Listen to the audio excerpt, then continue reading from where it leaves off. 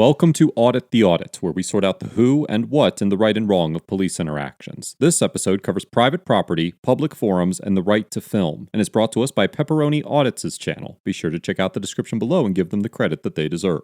In a video posted on his YouTube channel on July 20th, 2021, First Amendment auditor Mr. Pepperoni began to film from a sidewalk located just outside the entrance to the Swoman Corporation in Bethune, South Carolina. After filming the Swoman property for a few minutes, Mr. Pepperoni was approached by a uniformed security guard. I would suggest you put that camera away and you need to move on down because I got people complaining.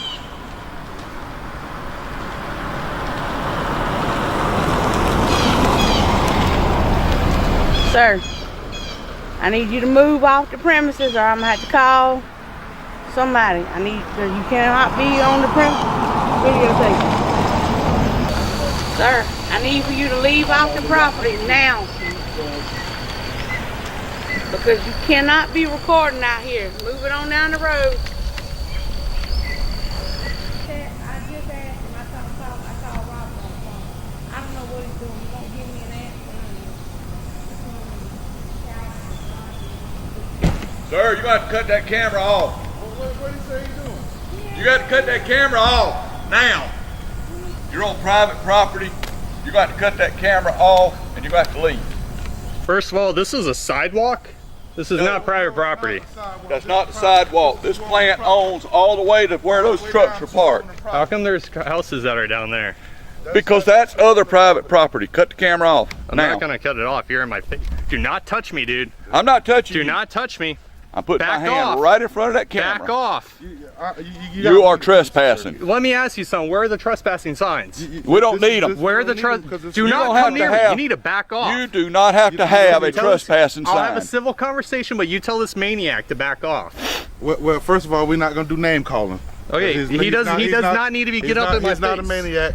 He's not a man. But you cannot record here because this is private property. Police are on the way. Can you please show me where the trespassing is? We don't have to show you. South Carolina says private property is private property. We do not have to post it. One of the workers claims that private property signs do not have to be posted in South Carolina, which aligns with the state's trespassing laws. Section 16-11-620 of the South Carolina Code of Laws states that, quote, any person who, having entered into the dwelling house, place of business, or on the premises of another person without having been warned, fails and refuses, without good cause or good excuse, to leave immediately upon being ordered or requested to do so by the person in possession or his agent or representative, shall, on conviction, be fined not more than $200 or be imprisoned for not more than 30 days. Under this statute, an individual can be charged for trespassing on private property regardless of whether a no trespassing sign is posted. While the Geographic Information System, or GIS survey for Kershaw County shows that the sidewalk from which Mr. Pepperoni was filming was outside the Swoman property line, the sidewalk was located on an adjacent parcel of private property that a worker later indicated was rented by the corporation. Despite this, it is possible that a court could conclude that Mr. Pepperoni was entitled to film from the sidewalk if it determined that it functioned as a public forum. While sidewalks are generally considered to be a traditional public forum for First Amendment purposes, not all sidewalks are created equally when it comes to freedom of speech. For example, in the 1990 case of United States versus Coquinda, the Supreme Court held that a postal service sidewalk separated from the main highway sidewalk was not a public forum. And in the 1976 case of Greer versus Spock, the court reached the same conclusion about sidewalks on a military base held open to the public. As the Sixth Circuit Court of Appeals explained in the 2004 case of United Church of Christ versus Gateway Economic Development Corp of Greater Cleveland, quote, whether a given sidewalk is considered a public forum hinges on a case-by-case inquiry in which no single factor is dispositive. In that case, the court went on to determine that the privately owned sidewalk in question was a public forum, quote, because it is fully integrated into the downtown and indistinguishable from its adjoining publicly owned sidewalk both physically and in its intended use. In this situation, there does not appear to be any nearby publicly owned sidewalks, so it is quite possible the court could conclude this privately owned sidewalk is not a public forum. However, the analysis would have to take all of the facts under consideration, such as how the sidewalk is typically used and if it is held open to the public. So what is your reasoning for recording?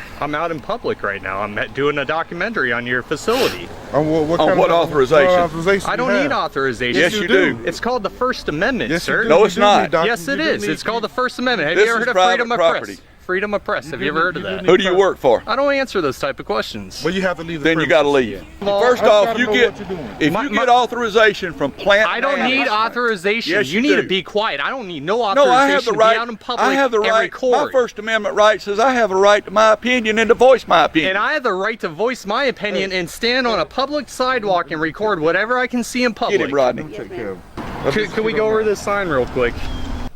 Yeah, right here, buddy. You don't own this. You have to talk to the Right there.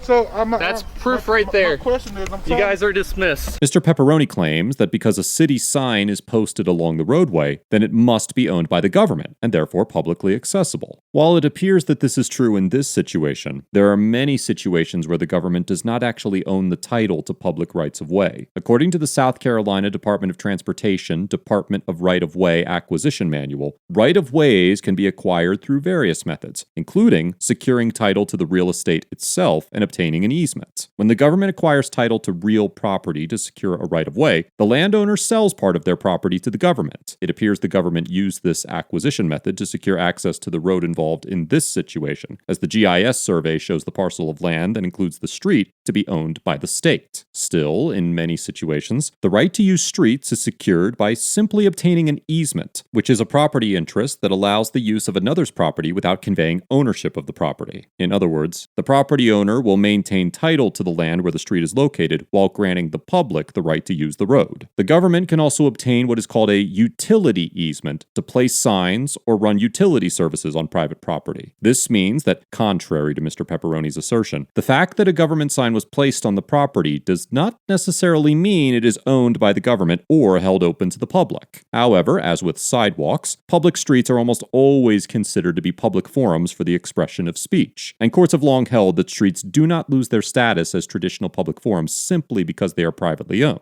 For example, in the 1939 case of Hague versus Committee for Industrial Organization, the Supreme Court held that, quote, wherever the title of streets and parks may rest, they have immemorially been held in trust for the use of the public and have been used for purposes of assembly, communicating thoughts between citizens, and discussing public questions. Such use of the streets and public places has, from ancient times, been a part of the privileges, immunities, rights, and liberties of citizens. Similarly, in the 1988 case of Frisbee versus Schultz, the court stated that, quote, we have repeatedly referred to public streets as the archetype of a traditional public forum. No particularized inquiry into the precise nature of a specific street is necessary. All public streets are held in the public trust and are properly considered traditional public fora. Applying this case law, as well as other Supreme Court precedents, the Sixth Circuit Court of Appeals explained in the 2019 case of Brindley versus City of Memphis that, quote, a street does not lose its status as a traditional public forum simply because it is privately owned. If the street looks and functions like a public street, then it is a traditional public forum, regardless of who holds title to the street. Applying this case law, it is clear that not only would Mr. Pepperoni be entitled to film from the street and the surrounding property that is owned by the state, but he would also likely be permitted to do so if the street was privately owned.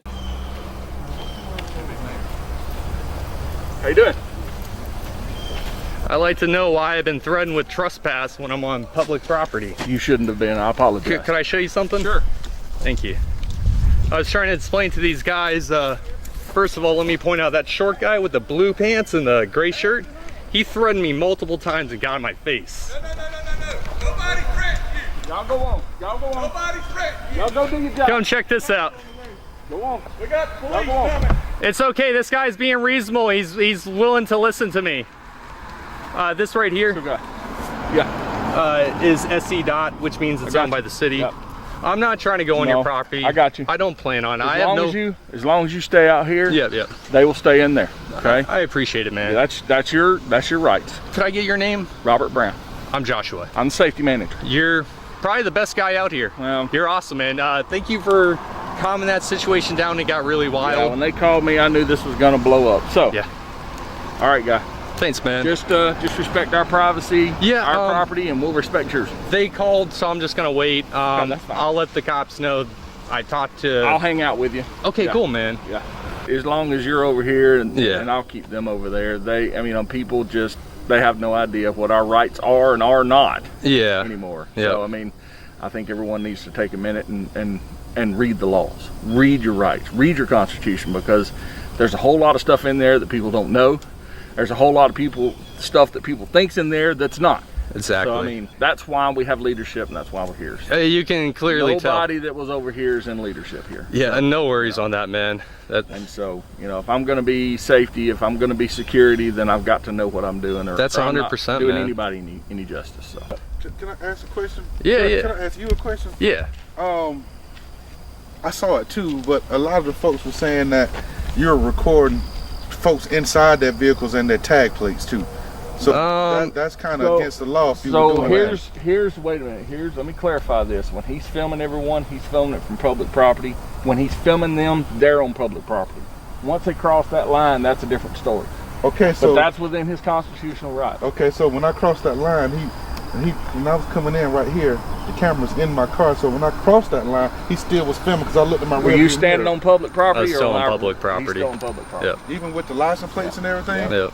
While Mr. Brown and Mr. Pepperoni wait for the police to arrive, one of the workers asks whether it was lawful for Mr. Pepperoni to film people, vehicles, and license plates located on private property, and Mr. Brown and Mr. Pepperoni explain that he is within constitutional rights to film anything that can be seen from public property. While the Supreme Court has yet to rule on whether individuals have the right to film or photograph in public, it is well established that quote-unquote communicative photography is protected by the First Amendment as a type of expressive conduct. As the Supreme Court explained in the 1989 case of Texas versus Johnson, quote, "The First Amendment literally forbids the abridgment only of speech, but we have long recognized that its protection does not end at the spoken or written word." However, as the 11th Circuit Court of Appeals stated in the 2021 case of Burns versus Town of Palm Beach, quote, "Photography has expressive as well as utilitarian value, and while its expressive forms, such as in the works of Ansel Adams and Alfred Stieglitz, are clearly deserving of protection, courts have been willing to draw a line when expression is lacking. To support this proposition, the court pointed to the 2005 case of Porat versus Lincoln Towers Community Association, where the Southern District of New York held that purely private recreational non-communicative photography is not protected expression, while also acknowledging that communicative photography is well protected by the First Amendment. The Burns case also looked at the 2010 case of Larson versus Fort Wayne Police Department, where the North District of Indiana held that the First Amendment is not implicated simply because a person uses a camera. In addition to the First Amendment protections given to communicative photography, the right to film in public is bolstered by a long line of Supreme Court cases concluding that individuals have no reasonable expectation of privacy in public. In the infamous 1971 case of Cohen versus California, the Supreme Court decided that an individual could not be criminally prosecuted for wearing a jacket that displayed a profanity in a public courtroom. In reaching this conclusion, the court held that, quote, "While this court has recognized that government may properly act in many situations to prohibit intrusion into the privacy of the home of unwelcome views and ideas which cannot be totally banned from the public dialogue, we have at the same time consistently stressed that we are often captives outside the sanctuary of the home and subject to objectionable speech. The ability of government to shut off discourse solely to protect others is dependent upon a showing that substantial privacy interests are being invaded in an essentially intolerable manner. Applying this standard to Mr. Pepperoni's expressive filming for a documentary, a court would likely conclude that he could legally film anything in plain view of a public vantage point, including the license plates of vehicles on private property." It's public property. Anything you can see in public. Yeah. Hey man. Hey, what's going on?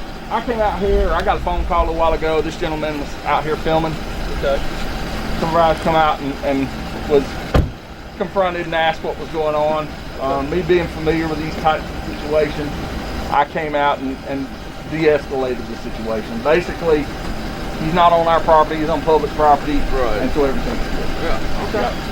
After waiting around for a moment to film the responding officer leaving the scene, Mr. Pepperoni's camera battery died. Mr. Pepperoni told me that he had a positive interaction with a citizen who was passing by in a pickup truck, but he wasn't able to record it. Overall, the Swoman Incorporation workers get an F. Because although their interpretation of South Carolina's trespassing law was accurate, the workers maintained a hostile and confrontational attitude and displayed a fundamental misunderstanding of the First Amendment and the distinction between private and public property. It would be unreasonable to demand that every employee have a deep understanding of their company's property lines and the legal implications associated with a citizen filming said property. However, these employees took it upon themselves to represent the interests of their company without consulting a member of management. This interaction could have easily spiraled into an altercation that resulted in a costly lawsuit for the Swoman Corporation, and it's difficult to understand why these employees were so adamant about confronting Mr. Pepperoni without speaking to a member of leadership first. This interaction highlights the notion that a basic level understanding of constitutional rights can be just as beneficial to large corporations as it can be to individual citizens. Mr. Brown gets an A+ for approaching the situation calmly and objectively, immediately apologizing for the conduct of his employees, and actively working to de-escalate the situation, and for displaying a thorough understanding of free speech protections. Given the fact that Mr. Brown stood by Mr. Pepperoni's right to film in public, he seemed to possess some degree of legal knowledge, and it is likely that he was well aware of the possibility of being sued in some way. However, Mr. Brown seemed to display a genuine concern for Mr. Pepperoni's constitutional rights, and openly admitted that his employees were wrong while being recorded. Mr. Brown managed to restore peace while preserving Mr. Pepperoni's constitutional rights within minutes of arriving on the scene, and I commend him for respecting Mr. Pepperoni's right to film and ensuring that it was respected by others as well. Mr. Pepperoni gets an A-, because although he may or may not have been in a public forum at the time of this interaction, he remained calm and collected throughout the encounter, challenged the Swoman Corporation workers without becoming violent or vulgar, and engaged in a cordial and productive conversation with Mr. Brown. The legality of Mr. Pepperoni's audit hinges on whether or not the sidewalk he was initially standing on constitutes a traditional public forum, and only a court could draw an accurate conclusion in that regard. As mentioned earlier in the episode, it is important to note that the existence of a street sign or utility pole is not necessarily indicative of a public right-of-way, and many locations where public signage and utilities exist are still under the full control of the property owner. This is a common misconception that has been widely shared within the auditing community, and having a deep understanding of the public forum doctrine is a vital element of conducting a lawful audit. Ultimately, Mr. Pepperoni was able to find common ground with Mr. Brown and diffuse the interaction without the need for law enforcement intervention. I commend Mr. Pepperoni for exercising his rights peacefully and engaging in a civil dialogue with Mr. Brown. Be sure to give Pepperoni Audits' channel your support. You can find a link in the description below. Let us know if there is an interaction or legal topic you would like us to discuss in the comments below. Thank you for watching, and don't forget to check out my second channel for even more police interaction content.